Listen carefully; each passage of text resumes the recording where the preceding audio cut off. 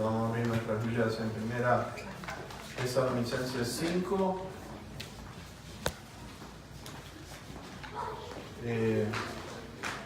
Quiero agradecer en la noche, como hicimos en la mañana, por mi hermano Jesse, por el mensaje que trajo en la mañana allí en Primera de Pedro 4, y por nuestro hermanito Carlos. Primera vez que se para aquí, no sé cómo se habrá sentido. No le vi cara que se iba a desmayar, así que esa es buena señal. Generalmente las primeras veces da un poquito de temor, no se crean, no es fácil estar aquí, pero damos gracias a Dios. Vino renovado de Cuba y con una sonrisa amplia, bastante grande. Estamos contentos porque fue con un propósito muy importante. Sí, asuntos que atender, puso él, asuntos que atender, y los asuntos siguen siendo atendidos ahora en diciembre. Así que oremos por Carlos, que necesita nuestras oraciones y apoyarlo en todo esto, ¿no es cierto? Quiero darle gracias al Señor, ¿saben? Esta tarde, saliendo de aquí de la iglesia, a una cuadra de aquí, casi me pasa por arriba un Suburban Chevrolet, a cuestión de 5 pies por lo menos no me pegó, porque Dios es grande. Esa persona iba fácil a 60 millas por hora, no se paró en el stop, cuando uno va camino para la Maryland Parkway, y siguió de largo, sin parar, y la verdad que los pelos se me pusieron de punta, el corazón no sé por dónde, si me iba a salir ya por la boca, porque fue una cosa tremenda, les digo. Encima no se detuvo, siguió acelerando, y lo interesante de todo es que había un carro de policía aquí derechito por la Tamarus, del otro lado, así que cuando él pasó así zumbando, la policía fue y lo siguió, y quién sabe lo que habrá pasado, pero doy gracias a Dios que cuidó de mí en esta tarde, porque la verdad que yo por poquito por ahí no teníamos carro, o quién sabe lo que hubiera pasado. Primera de Tesalonicenses capítulo 5, vamos a estar en nuestras Biblias en esta noche aquí, vamos a estar observando algunos de los puntos importantes con respecto al rapto de la iglesia, y vamos a hablar un poquitito de lo que significa eso, el arrebatamiento. Es lo que se usa aquí en Primera de Tesalonicenses 4, donde dice en el versículo número 15, 16 y sobre todo el 17, donde aparece esa palabra. Luego nosotros, los que vivimos, los que hayamos quedado, seremos arrebatados juntamente con ellos en las nubes. Es decir, con ellos, cuando habla de con ellos, está hablando de aquellos que han muerto anteriormente en el Señor, aquellos que son cristianos, que han muerto, dice la palabra de Dios, durmieron, y entonces dice que va a haber un transformamiento, va a haber un evento increíble. Ahora, la pregunta que vamos a estar haciéndonos en esta noche es cuán cerca estamos de lo que es este evento. Y vamos a estar tocando un poquitito al respecto de eso. Porque fíjense, en cuanto al rapto o arrebatamiento de la iglesia, cuando esto suceda, considero yo que lo que está escrito en Daniel capítulo 9, porque yo me imagino que va a ser algo un poquitito antes o al mismo tiempo, no sé, pero una cosa sí es por seguro, es que esto va a dar inicio a lo que es los 7 años que describe el profeta Daniel en el capítulo número 9, donde dice que va a haber una firma, un pacto entre Israel y distintas naciones para traer paz en esa región. Ahora, con respecto a esto, estábamos hablando en esta mañana de que Pablo está diciendo, aliéntense, anímense los unos a los otros con estas palabras. Y es un momento de ánimo, es un momento de alentarnos, porque a medida que nosotros nos vamos acercando a ese tiempo, y ustedes van a ver el por qué estoy diciendo que tendríamos que estar contentos, tendríamos que estar animados. como iglesia, cuando estamos compartiendo, le estaba preguntando a Jesse si él se había puesto de acuerdo con Carlos con respecto al tema que hablaron ellos, uno en la mañana y el otro en la noche, y me dijo que no. Así que yo digo, esto es Dios quien quería que se hablara con respecto a esto de cómo tenemos que vivir, que cómo está nuestro tiempo, hacerlo contar, es tan importante. Y vamos a ver por qué es tan importante. Porque si nos queda tan poquitito tiempo, entonces los días que nos quedan tenemos que aprovecharlos bien. Y los días que nos quedan, como les digo, vamos a compartir algunos puntos. Yo creo que ya bastante material se ha referido a esto en distintos mensajes anteriormente. Pero hoy vamos a tocar algunos que yo creo que les pueda resultar de mucho interés. La justicia de Dios, los juicios de Dios que van a caer sobre la tierra, va a ser una cosa tremenda, increíble. Dios va a derramar lo que son iras, copas, lo que son las trompetas. Todo esto es una secuencia de juicios, las cuales va a ir de mal en peor, cada vez más fuertes, más intensas. Es una cosa en la cual tenemos que prestar atención a todo esto. ¿Por qué? La iglesia para mí no va a estar en ese momento, pero entonces quiere decir que tenemos que dejar lo que es el mensaje, hablar, compartir con aquellos que no tengan a Cristo Jesús. Es importante que nosotros hablemos desde ahora y no perdamos nuestro tiempo. Nuestro enfoque en nuestros días será poner entonces en orden el asunto del rapto y lo que es la gran tribulación. Okay, el rapto y la gran tribulación. ¿Por qué va a suceder el rapto antes de este periodo de la gran tribulación o los 7 años? Vamos a estar compartiendo algunas cosas con ustedes, como estaba diciendo. Ahora, en el versículo número 1, vamos a ir a 1 Tesalonicenses capítulo 5 y vamos a enfocarnos en el verso 1 nada más. Vamos a ir más adelante en algunos más de este capítulo 5, pero el versículo 1 nos dice: pero acerca de los tiempos y de las ocasiones, no tienen necesidad, hermanos, de que yo les escriba. Ahora, fíjense que Pablo le está diciendo a la iglesia en Tesalónica lo siguiente: acerca de los tiempos y acerca de las ocasiones, ustedes no tienen necesidad que yo les escriba. La iglesia en Tesalónica estaba asustada, estaba angustiada, estaba pasando por un tiempo en el cual estaban desanimados porque decían, bueno, estamos pasando por tribulación, y ellos pensaban que la gran tribulación había comenzado. Y entonces decían, ¿cómo es esto? Nos enseñaron una cosa y ahora está pasando esto.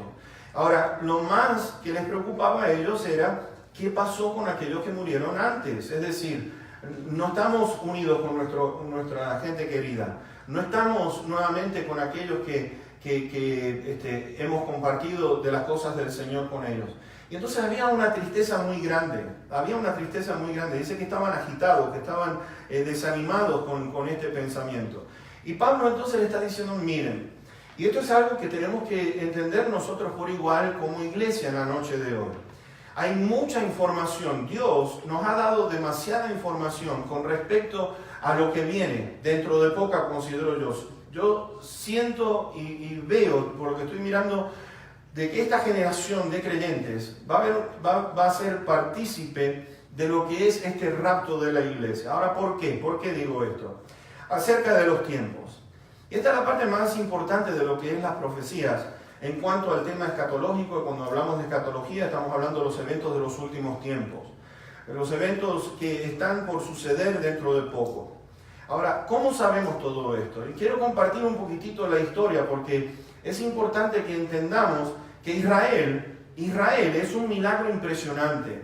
Israel es algo tremendo en el cual, si no fuera por Israel, por esta pequeña nación, no tendríamos que estar esperando todavía aún más, tendríamos que estar aguantando muchísimas cosas, pero Israel ya es una nación. Ahora, ¿cómo llegó a ser una nación?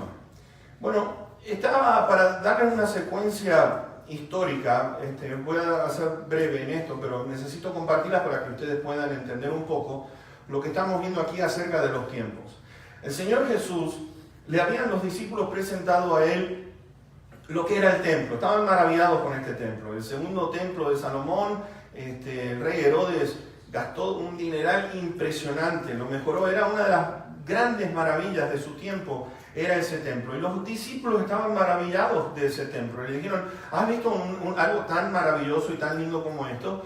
Y el Señor Jesús les dice, miren, este templo que ustedes me están mostrando y me están diciendo, de la hermosura y todo eso, el esplendor de este templo, no va a quedar piedra sobre piedra, va a ser destruido. Este templo va a ser destruido. Y sucedió tal cual en el año 70, estamos hablando ahí por el 31-32 cuando Cristo dijo esto, y en el año 70, unos 29 años después, vemos que exactamente la profecía de Cristo Jesús se cumple. Y ese templo se destruyó.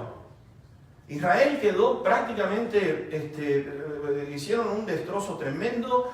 La historia nos cuenta que había como arriba de 1 millón y pico de cruces que llegaban desde las afueras de Jerusalén hasta Jerusalén, gente crucificada. Los romanos tenían un odio tremendo porque Israel se estaba resistiendo y se puso en contra de este imperio y le salió bastante mal. La última guerra, que es la guerra de Masada, donde hay todavía en el día de hoy está ese fuerte arriba de una colina, quedaron como 980 personas y se quitaron la vida cuando venían los soldados a ir a esta fortaleza que está allí, la fortaleza de Masada. En los años 600, vamos a ir un poquitito más adelante, en los años 629, aproximadamente hasta el 638, los musulmanes, los persas, sobre todo musulmanes de Persia, y cuando hablamos de Persia estamos hablando de lo que es Babilonia, para aquel lado, capturan Jerusalén. Y en el año 691 construyen lo que tenemos en el día de hoy y que se conoce como la cúpula de la roca. Y aquellos que no sepan de esto, es una cúpula que está allí prácticamente en donde estaba el templo que tenía Salomón. Construyen esta cúpula. Mis hermanos, en el día de hoy los judíos no pueden pisar o estar cerca de esta cúpula. Cualquier judío que se atreva a tocar esa cúpula va a producir un escándalo, una guerra impresionante. Y han habido muchísimas cosas que se están diciendo de que va a haber un terremoto, que Dios va a quitar esa cúpula porque ahí tiene que estar el templo, qué sé yo, bla, bla, bla. Pero he estado haciendo una investigación bastante interesante con respecto al lugar donde se va a construir el templo. Y nada que ver donde está la cúpula, así que vamos a ir a eso en breve. En esos años entonces se construye esa cúpula. Ahora, empezamos a notar después que está el imperio, se conoce el imperio otomano. El imperio otomano toma control desde el 1517 hasta el 1917. El imperio otomano es el imperio turco y toman posesión de Jerusalén desde el 1517 hasta el 1917. 400 años estuvieron allí. Ahora, es importante todo esto porque la presencia árabe ha sido y es todavía bastante fuerte en esta nación. Y con esto ustedes dirán, bueno, es imposible que se va a construir el templo si esto es así, de que la cúpula de la roca está ahí, que los árabes siguen estando ahí. Entonces, ¿va a venir lo que es la construcción del tercer templo o no? Y esas son las dudas que pueden llegar a crearse. Pero 1917, los ingleses, hay una guerra y Inglaterra toma posesión de Jerusalén. 1917, pasan 31 años, 31 años, desde 1917 hasta lo que es 1948. En el 1947 ya empieza a ver lo que es de llevar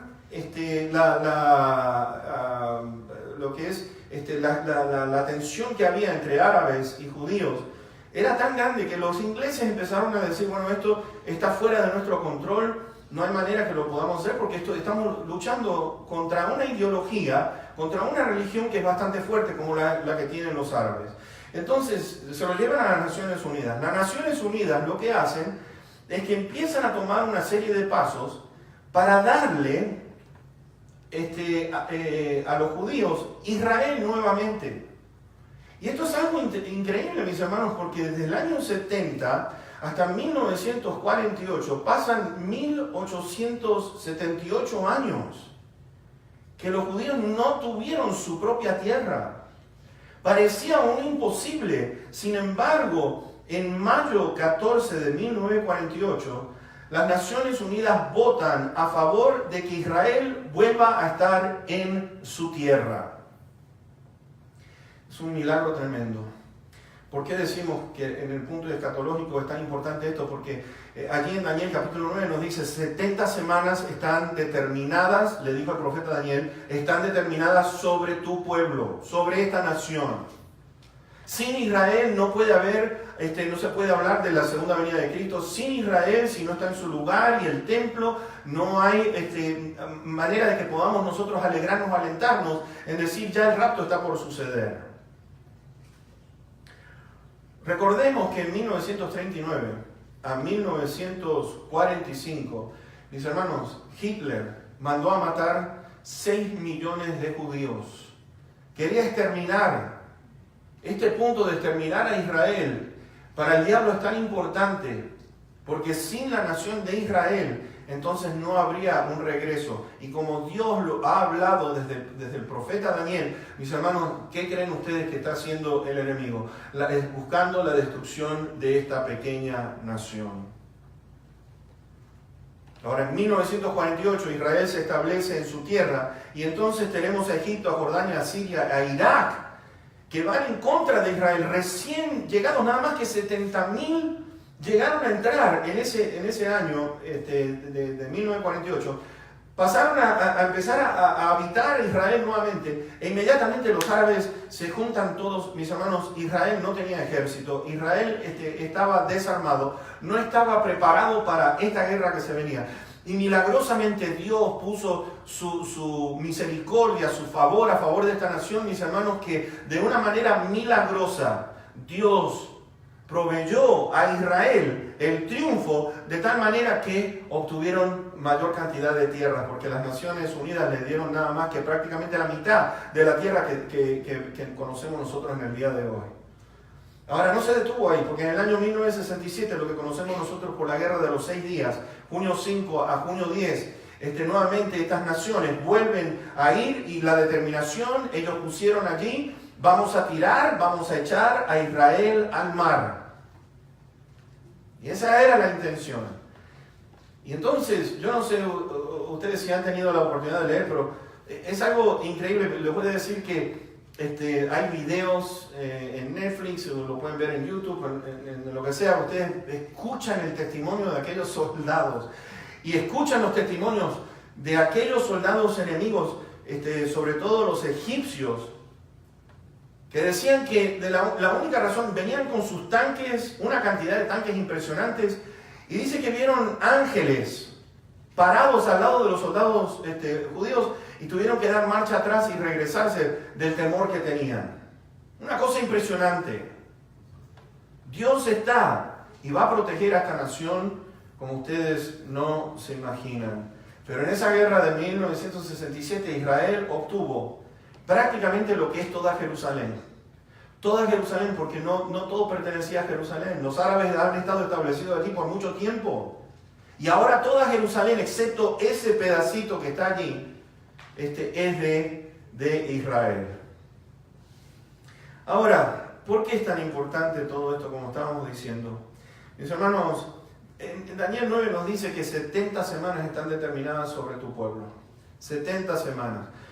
483 años, 69 semanas ya han pasado, que son 483 años. Quedan en el calendario de Dios 7 años, que se va a empezar, o va a comenzar, cuando el anticristo, este líder mundial, firme el pacto con Israel. Ahora hemos estado oyendo muchísimo del nuevo orden mundial. Les voy a decir una cosa, en todas las películas ahora de todos estos superhéroes, y no solamente superhéroes, yo he notado esa frase, la he estado buscando. Por ejemplo, en las películas de Daniel Craig, James Bond, aparece palabra nuevo orden mundial. Ustedes ven en las películas de Marvel, esto, el hombre de hierro, que Thor, qué sé yo, el hombre araña y todo eso, Capitán América, y aparece nuevamente el nuevo orden mundial. Y están diciendo, para que el nuevo orden mundial pueda establecerse, el viejo orden mundial tiene que desaparecer. Y mis hermanos, lo vemos en estas películas, lo vemos en programas de televisión y lo vemos, mis hermanos, los presidentes. Hay varios presidentes, muchísimos presidentes que han estado hablando del nuevo orden mundial, el nuevo orden mundial, el nuevo orden mundial. Nos están metiendo en la cabeza que algo viene en camino, se está gestando, se ha estado gestando. Y no es cosa de locura nuestra como cristianos, ni para querer asustar o querer manipular las emociones de ustedes. Pero mis hermanos, esto es noticias que están afuera. Estas noticias ustedes las pueden escuchar. Vez tras vez tras vez, presidente hablando de lo que es el nuevo orden mundial. Ahora, en estos días, hace muy poco, yo no sé si ustedes escucharon, pero en Israel ahora se construyó Tel Aviv. Yo no sé cuántos de ustedes conozcan, pero la capital de Israel en estos momentos es Tel Aviv. Y no pueden decir que es Jerusalén por la razón con estos árabes. Pero mis hermanos, lo que ha hecho el presidente Trump en cuanto a mover la embajada de Tel Aviv a Jerusalén, está reclamando, está diciendo, Jerusalén es la capital, no Tel Aviv. Y muchas naciones ahora están transfiriendo su embajada de Tel Aviv a donde está Jerusalén. Esto es algo importante. Es importantísimo en el aspecto profético. Pues ¿sabes por qué? Porque Jerusalén va a tomar y tiene una posición importantísima en los últimos tiempos. Porque dice que el anticristo va a establecer su lugar de reinado, va a estar desde Jerusalén. Y en estos días, Tel Aviv, que está pegado al mar Mediterráneo, ustedes saben que Jerusalén está más para acá al sur,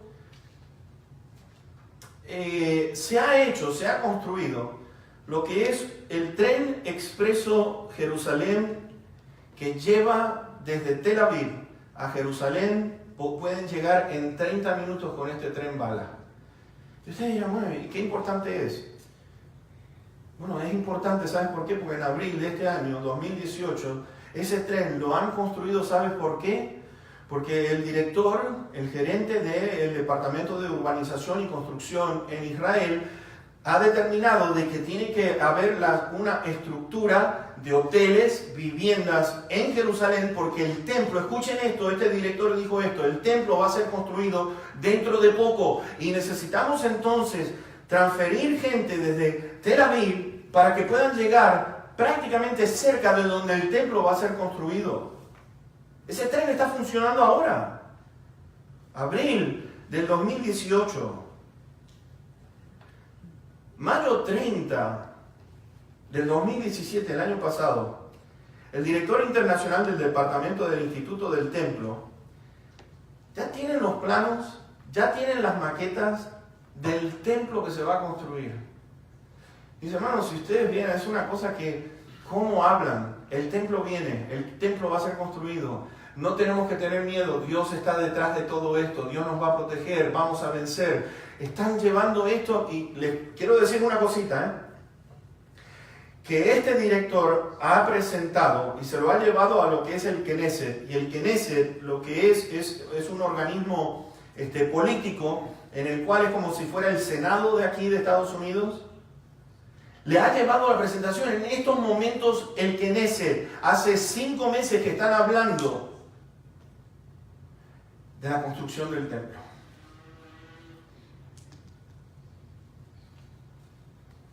Hay un reporte que Jake Simmons le dijo a este reportero, y esto me llamó más la atención todavía.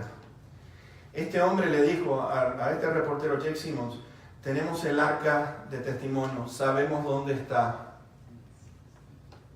Y yo dije, wow, a mí se me erizaron los pelos cuando yo escuché eso. Y digo, tenemos el arca, sabemos dónde está, lo hemos visto, sabemos en qué lugar específico está enterrado.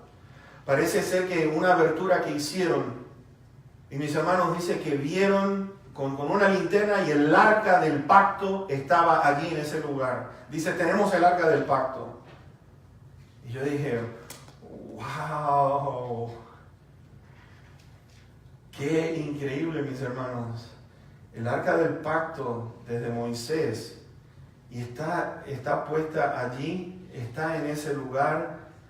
Este hombre le dijo al señor Simmons, el director que se llama Rabí, aquellos que quieran buscar, porque algunos estarán pensando, bueno, usted está diciendo esto, pero ¿cómo se llama? Rabí Chaim Richman. Chaim Richman se llama el director. Y ustedes lo pueden buscar por si acaso tienen dudas con respecto a lo que estoy diciendo. Pero mis hermanos, este director, este rabí o rabino, Chaim Richman, dice que ya tienen, y estaba mostrando, trompetas, arpas, la vestimenta de los sacerdotes. Tienen absolutamente todo lo que necesitan para empezar desde ya. Ya están practicando los sacrificios de los corderos. Los sacerdotes ya están practicando esto. Y en las leyes, como digo, el Knesset está trabajando para darle inicio de la construcción. ¿Por qué es tan importante esto?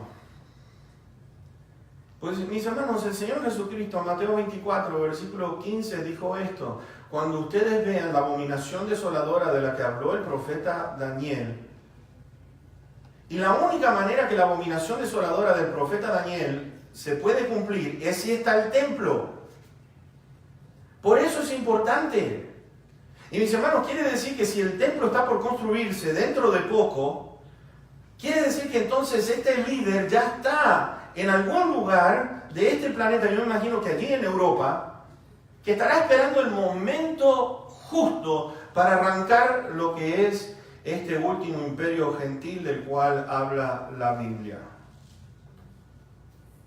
Lo vemos Mateo 24:15, lo vemos Marcos 13, versículo 14, lo vemos en 2 Tesalonicenses capítulo 2, versículo 4, que nos dice que la bestia o el anticristo se va a sentar en el templo haciéndose pasar por Dios, y allí es donde comienza la gran tribulación.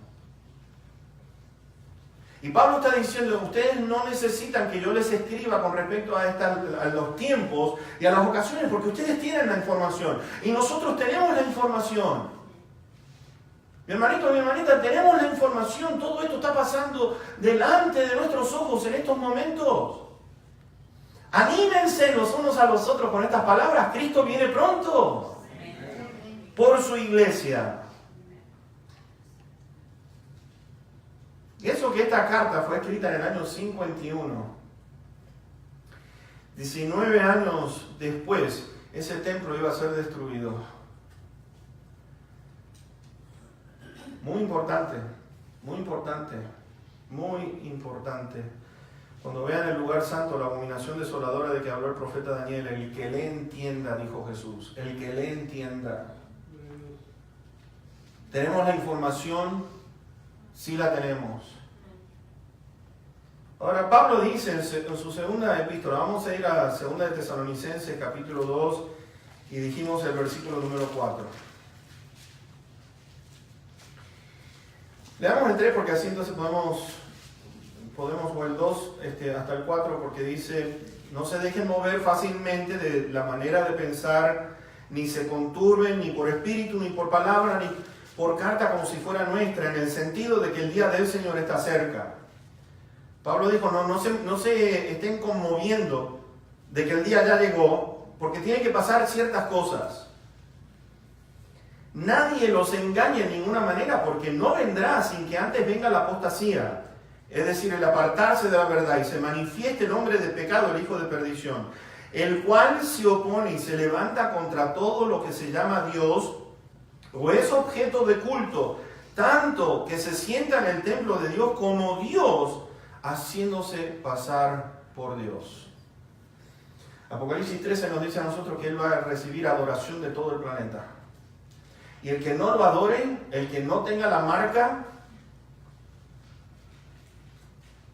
mis hermanos, dice que no va a poder comprar ni vender, no va a poder en su existencia. Y una vez que usted se deje, si es que llega a estar en ese periodo y no tiene a Cristo Jesús, Si se pone esa marca, olvídense, pueden despedirse en cuanto a la oportunidad de ser salvo en alguna ocasión, porque después no va a haber tiempo para arrepentirse. Pues dice que todos los que se marcaron con esa marca, ya sea en la mano o en la frente, no hay vuelta atrás. No hay vuelta atrás. Por eso es importante que nosotros estemos pendientes de todas estas cosas. Hace unos años atrás, cuando estaba trabajando en el front desk, le pregunté a una persona de Bélgica y le dije, necesito ver su pasaporte. Y se sonríe el hombre y me dice, a no ser que tengas una máquina especial, no vas a poder ver mi información porque la tengo en la mano derecha. Y dije, ¿qué? Dice, sí, en Europa ahora tenemos la opción si queremos los pasaportes con papel o si es electrónico, lo tienes que escanear. Y venía aquí a una convención porque tienen allá en Bruselas, en Bélgica, tienen un edificio, las Naciones Unidas tienen un edificio, y en ese edificio la llaman, ¿saben cómo? La Bestia. Y les voy a decir una cosa, ustedes lo pueden buscar en internet y ustedes van a encontrar ese edificio, se llama La Bestia, son 10 pisos, es una supercomputadora que va a contener la información de todos los habitantes del planeta. Y ustedes dirán, ¿qué usted está hablando locura? No, es información que ustedes pueden buscar y ustedes pueden estar diciendo, oh, es verdad porque está aquí. Ahora, por eso el templo es crucial para estos eventos que van a seguir, porque son determinantes.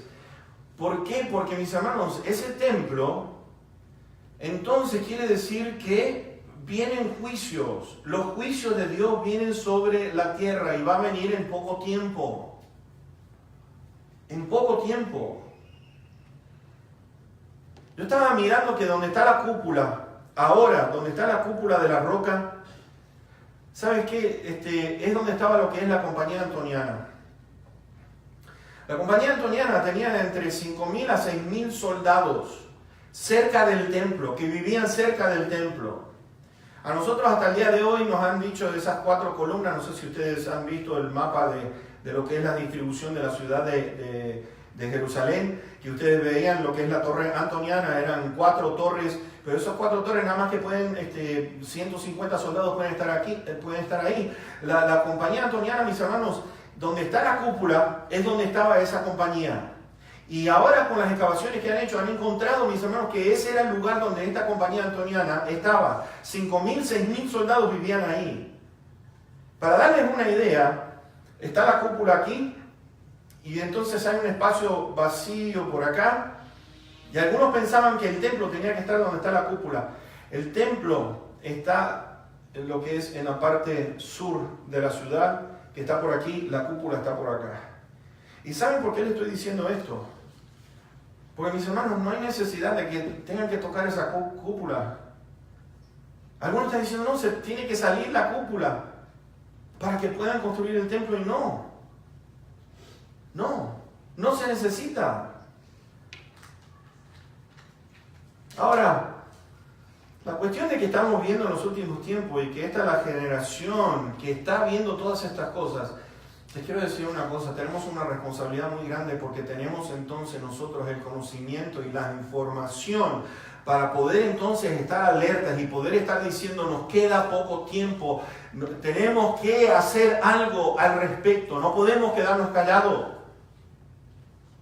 ¿Por qué? Porque tenemos toda esta información. ¿Qué vas a hacer con la información que se te está presentando en la noche de hoy?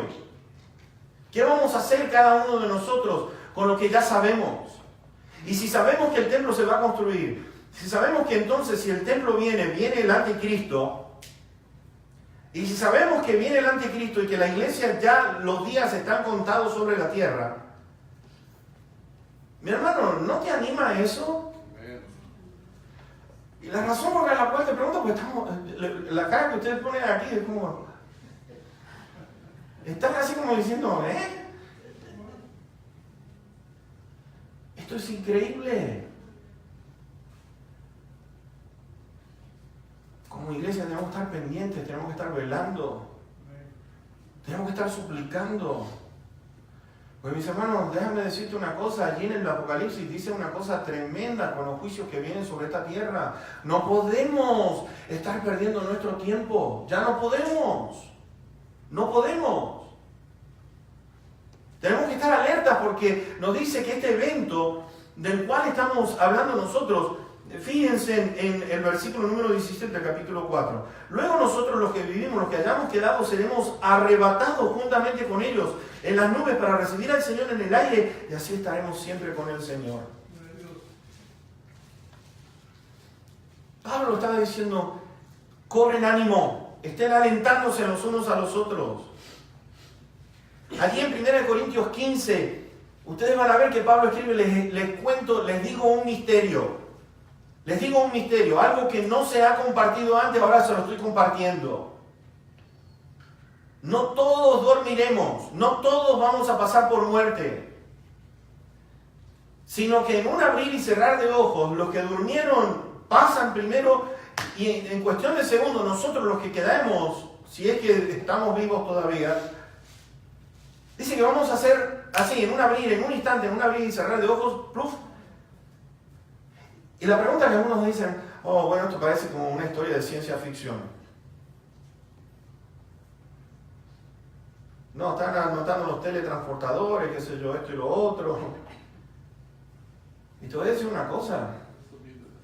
¿Alguno tiene duda del poder de Dios, de lo que puede hacer o no? Porque dice que va a descender el Señor con voz de arcángel, con voz de trompeta. Y entonces, vemos en Juan 5 que dice, oirán su voz los que están muertos y resucitará la vida eterna. Oh, mis hermanos, va a ser una cosa increíble. Y yo nada más que me he puesto a pensar con respecto a lo que puede llegar a causar el rapto. Cuando no estemos más aquí, sobre este mundo, mis hermanos, las economías, va a haber un colapso, va a haber pánico, va a haber lo que es, gente va a estar traumada con un trauma tremendo. El momento llegó.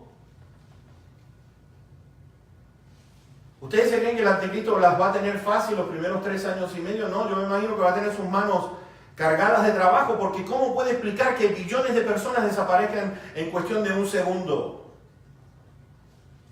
De tener que acomodar la economía mundial porque va a haber un desajuste tremendo. Piensa en esto, si llega a venir el rapto de la iglesia, ¿cuánta gente va a salir a comer? ¿Cuánta gente va a ir a las tiendas? ¿Cuánta gente las vamos a ver en las calles? Van a estar encerradas en sus cuartos con un miedo tremendo. Va a ser algo increíble. Y entonces empezamos a ver ese rapto con violencia, quitados con fuerza de aquí de la tierra, con el poder de Dios. Mis hermanos, lamentablemente hay veces que nosotros como hijos de Dios tenemos dudas de que Dios pueda hacer esto. Y te acuerdas tú del centurión romano cuando le dijo, tengo un siervo que está enfermo y necesito que me ayudes en este sentido. El Señor le dijo, llévame a tu casa y vamos a hacer algo por él. Y le dijo, Rabí, Jesús, no necesitas venir a mi casa, di la palabra y con eso ya está. Y Cristo estaba impresionado por este centurión romano porque dijo, di la palabra, yo tengo autoridad y le digo a mis soldados, vayan de aquí para allá, y lo hacen rapidito. Señor, lo único que tienes que hacer, tú no necesitas venir a mi casa, di la palabra. Como es tu fe, así te sea hecho. Y cuando él iba de camino, vinieron los siervos y le dijeron, tu siervo ha sanado. ¿A qué hora fue? Le dijeron en el momento que Jesús dijo esas palabras, en ese momento, y él se dio cuenta, mis hermanos. Y tenemos que darnos cuenta que este Dios tiene poder para llamarnos. Este Señor dice que bendito sea su nombre. Estamos listos para ir a su presencia por toda una eternidad.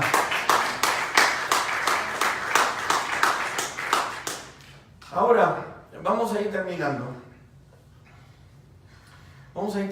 ¿Por qué la iglesia no va a pasar por estos 7 años? Porque algunos me están preguntando, hermano, eso... A mí me han dicho varias cosas. La iglesia tiene que pasar por la gran tribulación porque tiene que ser purificada. Entonces yo digo, bueno, hay una cosa, de todos los creyentes que no fueron purificados, que no van a ser purificados en la gran tribulación, entonces ¿qué pasa? No, la iglesia no tiene que ser purificada a través de la gran tribulación. Ya ha sido purificada y limpiada por la sangre de Cristo Jesús. En Apocalipsis 3, versículo 10, nos dice a nosotros, a la iglesia de Filadelfia, por cuanto has guardado la palabra de mi paciencia, yo también te guardaré de la hora de la prueba, fíjense en esto, que ha de venir sobre el mundo entero para probar a los que moran sobre la tierra.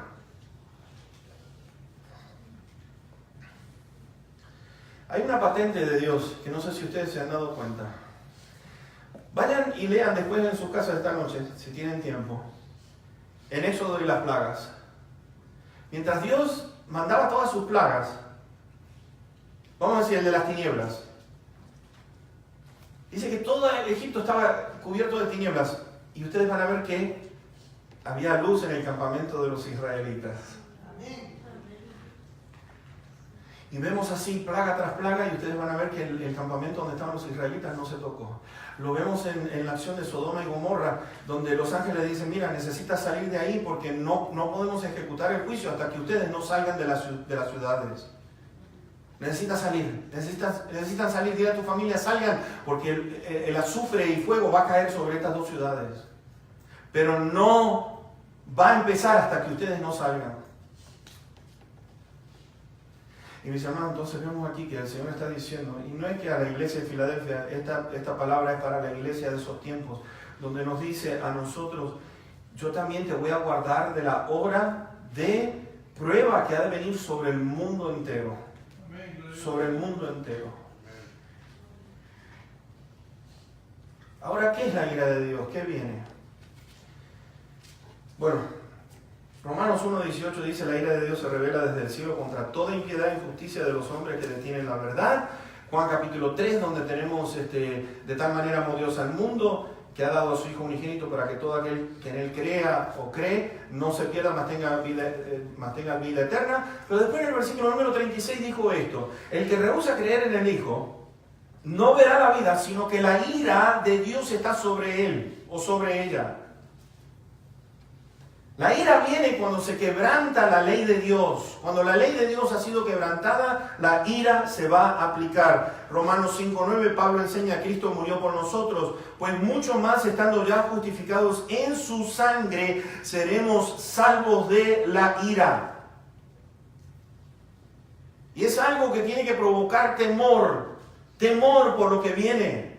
Pues mis hermanos, Dios es un Dios de amor, pero te voy a decir una cosa, cuando empezamos a ver esa cruz, y Cristo crucificado allí, y estamos viendo de la manera que cómo lo golpearon a Cristo Jesús, porque lo golpearon brutalmente. Estamos hablando de un juicio, y no solamente eso, mis hermanos, Cristo estaba temblando, Jesús, el Hijo de Dios, estaba temblando. Si es posible, aparta de mí esta copa. Y estaba hablando de la copa de la ira, llena el cáliz puro de la ira de Dios que iba a ser derramada sobre él.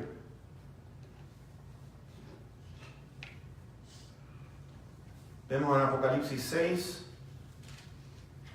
versículos 12 en adelante, que dice la ira del Cordero, el gran día de su ira ha llegado, y ¿quién podrá sostenerse en pie?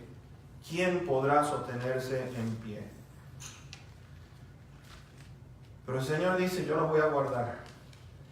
Y esa palabra guardar en el griego, les quiero decir, con esto vamos a terminar, los voy a poner en un lugar protegido.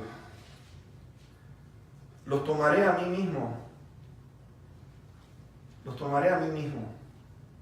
He aquí en la casa de mi Padre muchas moradas hay. Vendré otra vez y los voy a tomar a mí mismo. Para que donde yo esté, ustedes también estén. Transformados a su semejanza, porque esto corruptible se va a vestir de lo incorruptible. Va a ser una cosa increíble, mis hermanos.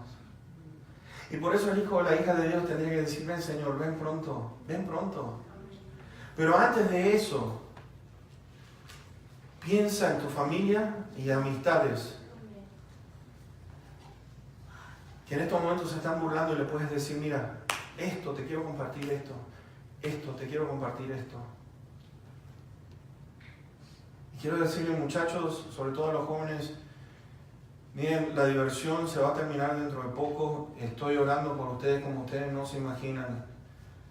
Porque yo sé qué cosa aburrida las cosas de Dios, leer la Biblia, orar y todo eso. Y te voy a decir, no hay nada aburrido para aquellos que conocen a Dios, no hay nada aburrido en Dios. Dios es una cosa increíble para aquellos que lo conozcan. Y jóvenes en la Biblia como Daniel y sus compañeros pudieron saborear a este Dios desde temprana edad. Bendito sea el nombre de Dios. Este Dios, si ustedes lo buscan, lo van a encontrar, y este Dios, si lo buscan, se va a manifestar en tu vida, porque ese Dios no se esconde, ese Dios se manifiesta.